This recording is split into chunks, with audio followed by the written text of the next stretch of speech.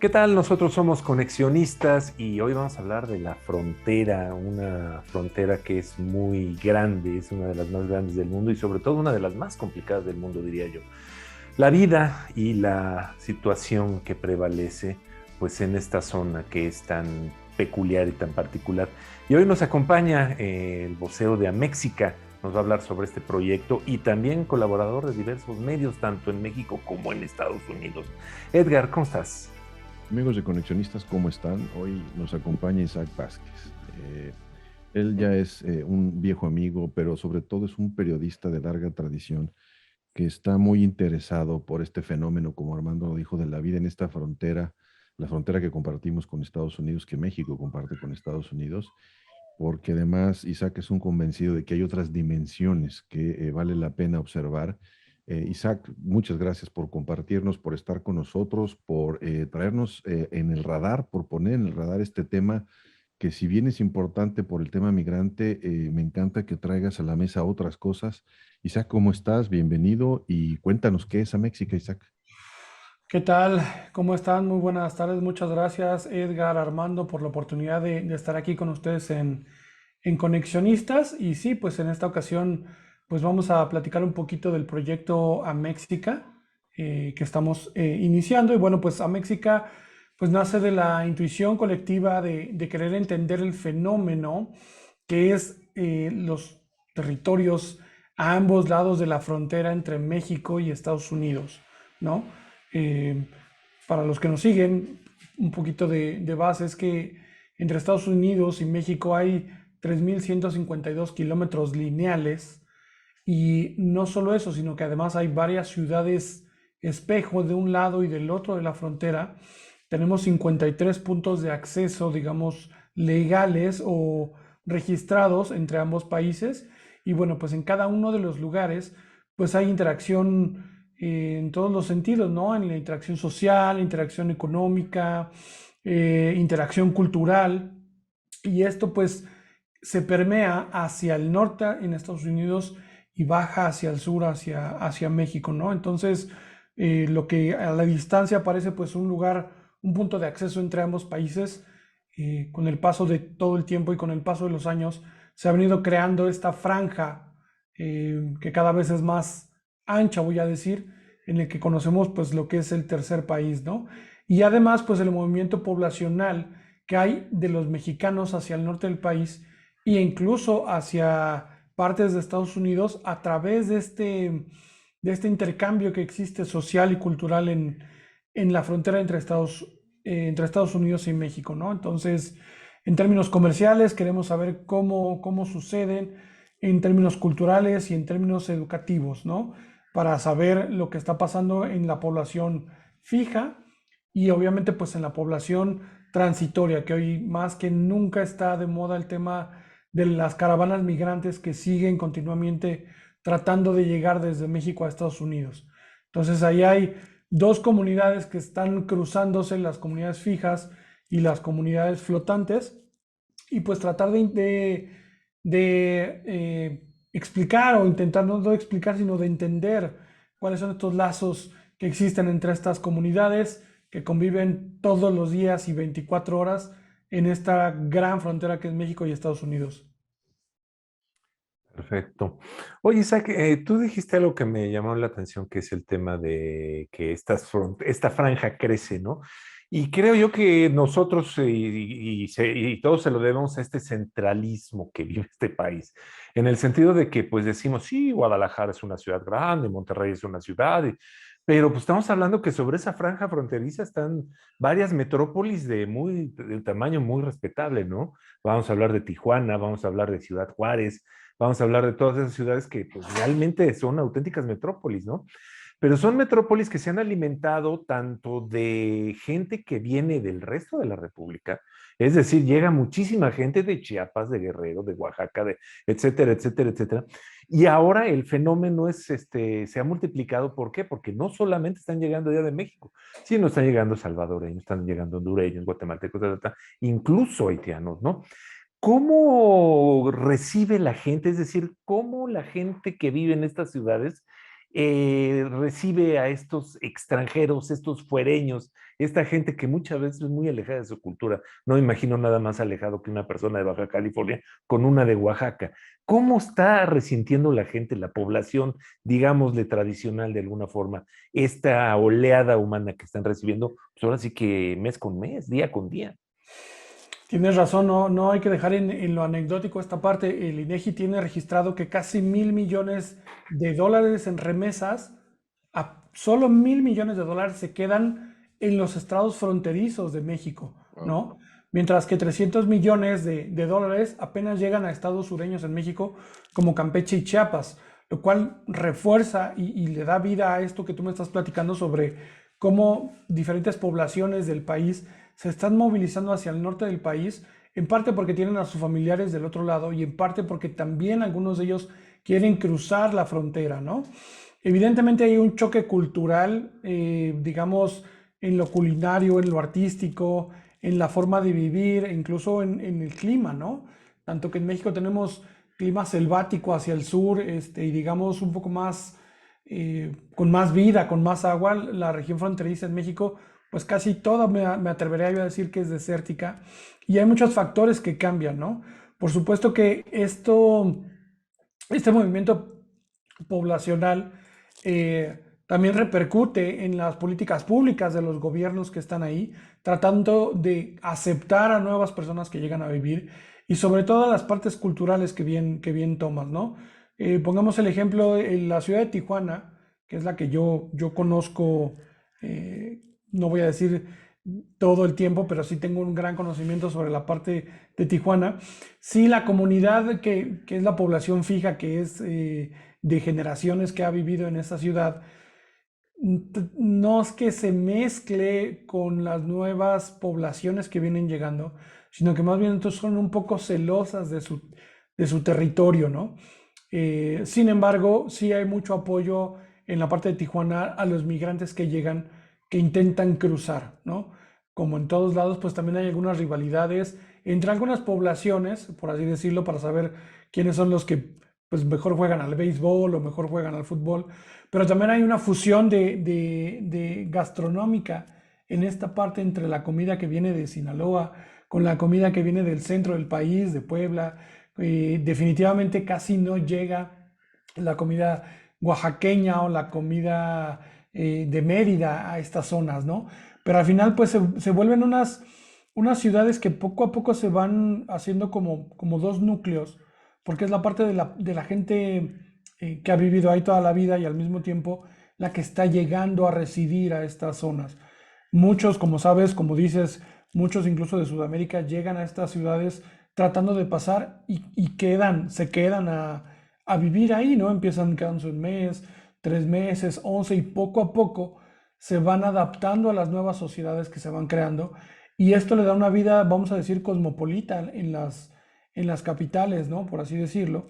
Y obviamente pues esto también tiene muchos matices, ¿no? Tanto en la parte industrial, digamos que toda la parte de las maquilas que están allá están recibiendo a mucha gente que llega de fuera. Digamos que los tijuanenses o los que viven en las zonas fronterizas de Nuevo León o en Tamaulipas no son exactamente los mismos que trabajan en estas maquilas, pero sí los que vienen llegando y buscando pues un poco de suerte y un poco de oportunidad para poder vivir o para poder cruzar, ¿no? Entonces, pues al final a México lo que quiere es entender qué es lo que está pasando en estas fronteras, porque desde, tanto desde las ciudades capitales como puede ser Washington o la Ciudad de México, no se llega a ver la fotografía completa. Y si bien es cierto que los medios solamente reportan cuando hay pues, casos de violencia o casos de seguridad en este caso, no se habla en sí de toda esta fusión que se viene dando en estas comunidades y en estas poblaciones, ¿no? Claro que hay diferencias sociales, económicas y diferencias sociales todavía en un tercer nivel con los estados fronterizos de Estados Unidos, ¿no?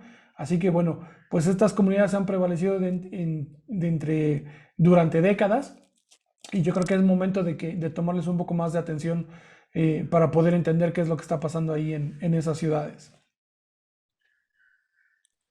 Isaac, yo creo que, bueno, el fenómeno digamos, migratorio de transición no es un fenómeno particularmente nuevo.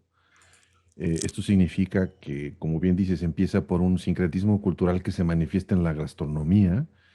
Me llama mucho la atención que consideres, o que a México esté considerando la parte de la cultura, y tocas para mí un tema muy importante, esa visibilidad que tenemos de lo que ocurre en la frontera solamente por aquello que nos dan a conocer los medios, que normalmente es como el privilegio a lo que ocurre con este fenómeno del migrante, y más ahora que se ha utilizado como argumento político. Y tocas tú un punto bien interesante, que es, bueno, las personas que viven ahí, la cultura, las otras naciones que se está formando, así lo mencionaste. En este mundo de temas, Isaac, que a México quiere poner en la mesa, quiere observar, ¿cuáles consideras o cuáles ve a México que podría empezar para conformar una agenda en la que todos podamos entender realmente qué es lo que está pasando? ¿Qué puntos de esta agenda de México son los más importantes, o por dónde a México va a empezar a observar, o se va a aproximar de manera general a todo lo que ocurra? ¿Cómo va a pasar, Isaac? Mira, Edgar, partimos de la idea de que la línea fronteriza es un contacto entre una potencia mundial y una nación ubicada entre las economías emergentes, ¿no? Entonces, ya, pues esto trae dos vertientes claras, ¿no? Para hacia el norte, hacia Estados Unidos, filtra los problemas de varias, eh, o filtra varios problemas hacia Estados Unidos, en principal, pues la corrupción, el desorden del registro de personas que cruzan, y hacia México, pues hace un traslado de necesidades que se están pidiendo, ¿no? Que la gente está enviando dinero, está buscando un trabajo. Entonces, además de tener esta visión principal de filtro, o digamos como de puerta revolvente de cosas de hacia un lado o hacia el otro, pues a México se enfoca básicamente, o vamos a empezar con cuatro grandes rubros, así les vamos a llamar, o cuatro verticales, que viene siendo pues el primero, el que dices, ¿no? El intercambio cultural de esta zona, pues entre dos naciones completamente que cambian de idioma incluso. Y yo creo que es un momento de revisar este sincretismo cultural que existe entre ellos, y sobre todo digamos que el popurrí de culturas que vienen desde Centroamérica, algunas personas de Sudamérica, pero no hay que descartar que viene gente de Turquía, de Egipto, de Irak, de Afganistán, tratando de cruzar por México. Y pues entender cómo viene el orden de las ciudades fronterizas en Estados Unidos, tanto en California como lo reciben en Arizona o en Texas, ¿no? Que son como los grandes estados que están pegados a Estados Unidos, ¿no? Entonces, pues hay que revisar qué fenómenos se viven en ambas capitales. Eso es en la parte cultural. En la parte pues comercial, es bien cierto que México es el segundo socio comercial de Estados Unidos, por debajo de China. Y bueno, pues solamente para pensar que en 2020 se movieron 54.200 millones de dólares entre productos y dinero solo por vía terrestre. O sea, es una mercancía impresionante que está llegando hacia Estados Unidos, y obviamente muchas cosas que bajan del país del norte, ¿no? Entonces, pues también eso es que hay que entender cómo se maneja, no digamos en la parte financiera, sino cuáles son las vías de seguridad, cuáles son las rutas hacia dónde llegan esos productos en Estados Unidos, y hacia dónde bajan hacia el tema de Estados Unidos. Y en tercer y cuarto lo voy a decir como la parte social y en la parte de movilidad, ¿no? Eh, por ejemplo, el New York Times nos da una nota que nos dice que en promedio hay 100.000 migrantes detenidos por la patrulla fronteriza que entraron ilegalmente a Estados Unidos. Pero no nos habla de todas las personas que en realidad lograron pasar sin ser detenidas, ¿no? Podría ser que estos 100.000 migrantes mensuales vienen siendo pues 1.200.000 migrantes detenidos que cruzan todo México y que entraron de alguna manera, y que están intentando pasar de alguna u de otra forma a Estados Unidos. y cómo estos 1.200.000 migrantes de todo el mundo conviven, hacen un reposte o hacen un descanso en las líneas fronterizas donde tienen que conseguir a veces alimento, a veces trabajo, a veces dinero para incluso tomar fuerzas. Y entonces tenemos todos estos desayunadores voluntarios, campañas o jornadas de salud, tratando de descubrir cómo llegan los migrantes.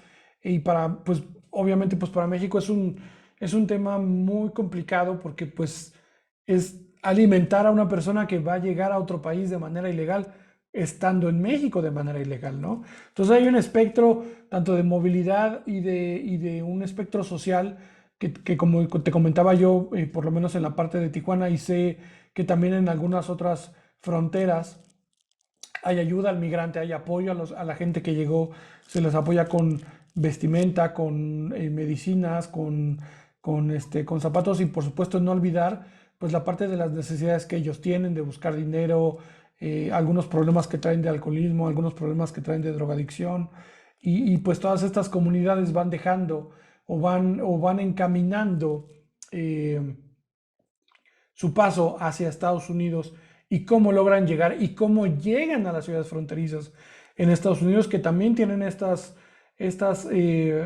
¿cómo se llama? Necesidades que cubrir a la población migrante. Entonces, digamos que básicamente lo que quiere lograr a México es uno, eh, primero desmenuzar todo este tema fronterizo, de ver cómo esta comunidad se va hilando diariamente, eh, y sobre todo pues entender, ¿no? ¿Qué más hace falta con esta población que está ahí, que está viviendo? ¿Cuál es el sistema educativo que más, si es que vienen educados las caravanas migrantes, qué nivel de educación trae? ¿Cuáles son las desigualdades que tienen los migrantes que llegaron contra la gente legal en la frontera mexicana y luego legales en Estados Unidos? ¿Cuáles son los retos que ellos tienen que llegar a resolver, tanto administrativos como en cuestión de impuestos? Entonces hay toda una esfera o todo vamos a decirle, un cúmulo de temas que sopesan toda la problemática, voy a decirle, de la frontera, y que pues tratamos de analizar, no solo viéndolo desde el ángulo pues de seguridad, ¿no? Mm. Una pregunta un tanto complicada, por no decirla muy complicada, ¿no? ¿Cuál dirías tú o cuál serían, tal vez desde tu punto de vista, entiendo que estás en Tijuana, el mayor, la mayor preocupación ahorita de la gente que vive de forma permanente en Tijuana respecto a todos los que llegan? ¿Cuál es lo que la gente dice en la calle? ¿Qué es lo que realmente los pone a cuestionar toda esta situación? Mira, yo creo que la preocupación más importante de la gente que vive en la frontera de manera legal y que ve llegar las caravanas migrantes es, eh, cuáles son los pasos o cuál es el formato para darles un tratamiento, digamos, social o de políticas públicas interesantes. ¿Por qué? Porque el migrante que llega no tiene dónde quedarse.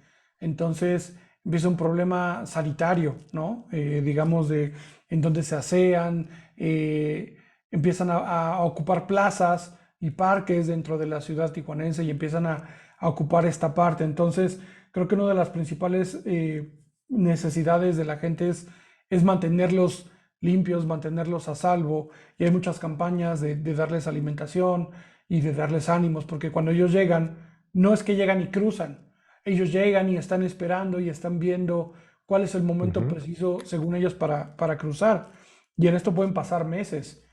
Y dentro de claro. esos meses las personas necesitan alimentarse, necesitan vivir, necesitan un trabajo. ¿Y qué pasa? Que si tú tienes una población que no, que pues digamos que se vuelve una población que no tiene trabajo y que no tiene una educación, pues empiezan los problemas sociales, pues quizás delincuenciales, ¿no? Por así decirlo. Claro. Que de verdad que hay muchas campañas, sobre todo, que tratan de que no lleguen a esta situación, pero esta es una parte, digamos, que hasta en este momento es la misma sociedad la que las está cubriendo, ¿no?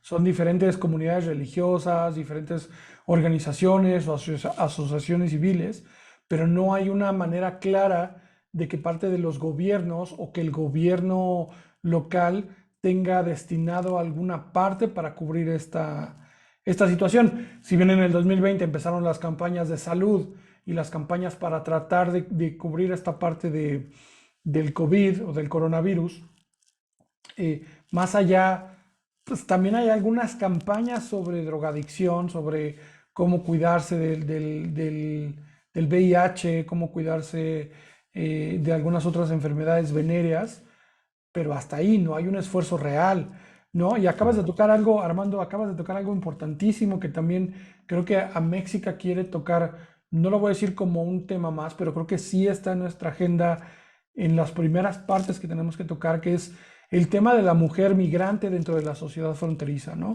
Creo que es básico que sepamos qué es lo que viene sucediendo con las mujeres que vienen en caravanas, que vienen en población flotante, que muchas veces llegan a manos de la delincuencia como en trata de blancas o en tráfico de personas, ¿no? Y es un tema bien importante que también pues nosotros queremos analizar y desmenuzar, sobre todo para señalarlo y después en una segunda o en una tercera parte poderlo ya señalar en una mesa de políticas públicas que creo que es importantísimo que se hable de eso. Bueno, me da esperanza entender esta conversación como un llamado de atención para hacernos cargo, porque el tema de la vida, en lo que ocurre con el aspecto del migrante y sobre todo con el que convive con el migrante, como que es responsabilidad de nadie, ¿no? Como que a la hora de hacer política pública, tú lo acabas de decir, son como las sobras, ¿no? De lo que pudiera ser una campaña de salud, de lo que puede ser una campaña de educación, pero no hay un abordaje serio, ¿no? Con presupuesto, y sobre todo con un entendimiento de perspectiva de futuro, de decir, a ver, esto no se va a terminar. Mientras el desequilibrio persista en estos países, esto va a seguir existiendo. Entonces, el poner el punto sobre los es el que a México le dé visibilidad a esto, pues me llena un poco de esperanza el pensar que, pues es un poco también levantar la mano, es decir, o sea, nada más nos acordamos de que esta frontera existe cuando hay algún asesinato, cuando hay algún tipo de crimen, cuando está la nota roja que nos hace llamar la atención. Y lo que entiendo que tú traes a la mesa y que propones, no, a ver, a México tiene otra agenda. No es que sea solamente dedicarnos a esa cosa y hay que hacer darle esta visibilidad. Y yo creo que eso pues hay que celebrarlo, Isaac. Finalmente, para cerrar esta parte de la conversación, te quiero preguntar, ¿qué sigue para México? ¿Dónde la vamos a ver? ¿Cuál va a ser su siguiente paso? Eh, ¿Dónde se va a empezar a manifestar? ¿Cómo nos vamos a enterar de que a México está ocurriendo? Bueno, mira, vamos a plantear nuestro trabajo a través de una investigación en la que queremos descubrir todos los planteamientos que hemos estado platicando a través de estas verticales que tenemos o estas cuatro áreas.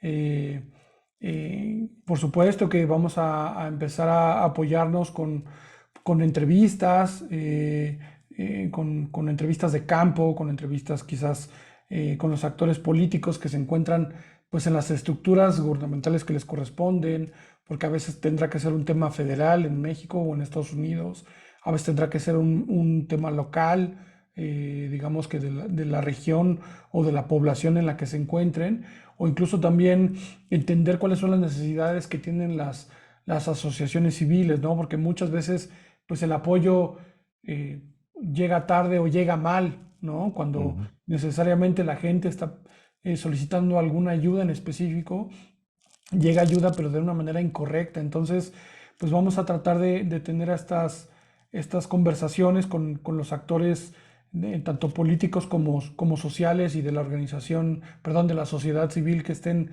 enteradas de esta situación. Y pues únicamente, bueno, a través de esto vamos a empezar a trabajar a través de nuestro sitio web y a través de nuestras redes sociales, para empezarle a dar visibilidad y para que la gente se sume, ¿no? Porque evidentemente, pues los que estamos a distancia, pues no podemos centrarnos más allá de lo que sucede en frontera, sino como decimos, ¿no? En esta pequeña sección que le den en los medios. Y también pues a los actores locales que están luchando día a día en los diferentes puntos fronterizos en alguna de las 53 garitas, descubriendo qué es lo que está pasando, cómo están llegando los migrantes, pues que también tengan un receptáculo a nivel binacional, no solo es de un lado, del lado mexicano, sino también del lado estadounidense, para que tengan un lugar en donde puedan ver reflejados los esfuerzos o las necesidades que vayan eh, sucediendo durante el tiempo que nosotros hagamos nuestra investigación. Muy bien, muy bien. Perfecto. Pues Isaac, si tú nos los permites, vamos a pasar a la segunda parte de esta plática, que es para abordar al ser humano, ¿no? A la persona que hay detrás, pues ahora sí de todo este tema de Améxica, ¿no? Ujú. A mí me gustaría preguntarte, tú en un momento dado, cuando eras chico, cuando estabas pensando qué ibas a hacer en el futuro, a qué te ibas a dedicar, ¿pensaste que algún momento ibas a llegar a esto? ¿O qué era tu ideal cuando eras, pues ibas en la secundaria, en la preparatoria, apenas pensando cuál iba a ser el rumbo de tu vida? No, fíjate que no, es un tema, qué bueno que lo preguntas. Mira, yo soy originario de la Ciudad de México. Ujú, Por cuestiones de trabajo, llegué a vivir a la frontera, en Tijuana. ujú, eh, y me di cuenta del gran desconocimiento que hay desde la capital mexicana sobre todo lo que sucede en la frontera, ¿no? O sea, yo llegué pues con una visión muy corta de lo que sucedía ahí. Pues lo mismo, porque seguramente quienes nos estén escuchando sabrán que sabemos que Tijuana la pintan como la ciudad más peligrosa del mundo en términos de asesinatos y en términos de seguridad. Y muchas otras ciudades fronterizas les pasa lo mismo. Sin embargo, cuando yo llego a descubrir que hay una comunidad ahí que ha vivido, y que es gente y que son familias de muchos años, de generaciones que viven en esa parte y que conviven y que tienen otra dinámica totalmente diferente a lo que puede suceder en la ciudad de San Diego, que es la ciudad más inmediata que está del lado de, perdón, de Tijuana. Encontramos esta parte de un modus vivendi totalmente diferente, y a mí eso me atrae mucho porque digo, es que cómo es posible, y el verso, ¿no? Que dicen que lo más bonito de Tijuana, pues es San Diego, ¿no? Entonces esta parte de empezar a descubrir que la ciudad fronteriza tiene mucho más allá de lo que solo sale en medios, pues en realidad me empezó a intrigar demasiado, ¿no? Y pues el vivir ahí te das cuenta que pues es gente que, como en cualquier parte y en cualquier ciudad, quiere salir adelante. Está tratando de hacer lo mejor posible para tener una mejor vida, ¿no? Incluso yo me fui para allá también, pues buscando un mejor empleo, y así parece que va sucediendo, ¿no? Entonces, la ciudad de Tijuana, tú le preguntas a cualquier tijuanense y te dices que la ciudad de Tijuana es muy noble porque la gente ayuda. Y es muy cierto, ahí cualquier persona que llega, que busca trabajo, encuentra trabajo de algo. eh, y claro, ¿no? Como todas las ciudades, cualquier ciudad de México y cualquier ciudad de Estados Unidos, si uno busca la zona roja y la zona peligrosa, la encuentra, ¿no? No todo es negro en Tijuana y tampoco no todo es blanco, pero es una de las ciudades que para mí es más importante porque se ha convertido en la cuarta ciudad más importante de México, eh, casi llegándole o pisándole los talones a lo que vendría siendo Guadalajara en términos de población, en términos de trabajo y en términos inmobiliarios también, ¿no? Entonces, pues, pues me da mucho gusto tener la oportunidad de poder explicar qué es lo que está pasando en esta ciudad, eh, que yo no pensé que llegara a ser tan grande esto que está ahí, y no estoy descubriendo el hilo negro, ni para nada, pero lo que sí creo es que pues es momento de poner la atención a la frontera y seguramente así nos iremos encontrando todo lo que pasa en las fronteras de San Luis Río Colorado, en Caléxico, del otro lado también en Tamaulipas, en Nuevo León.